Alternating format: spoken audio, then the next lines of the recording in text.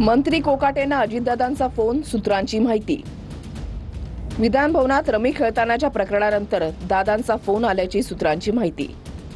कोकाटेंना पुन्हा समज, दादांनी जाब विचारला।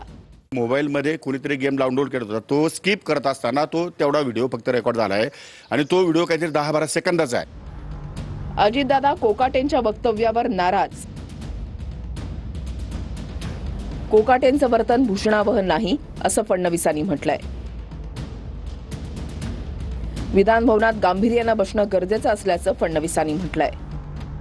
मला असं वाटतं की अतिशय चुकीचं आहे। अशा प्रकारे विधान भवनामध्ये ज्यावेळेस चर्चा चालते त्यावेळेस आपलं कामकाज नसलं तरीही आपण त्या ठिकाणी सिरियसली बसणं गरजेचं आहे। साधारणपणे एखादे वेळेस असं होतं की तुम्ही कागदपत्र वाचता, बाकी गोष्टी वाचता, पण रमी खेळतानाचा व्हिडिओ हा काही निश्चितच योग्य नाही। अर्थात त्यांनी त्या ठिकाणी खुलासा देखील दिलेला आहे की मी काही रमी खेळत नव्हतो, अचानक ती पॉपअप झाली।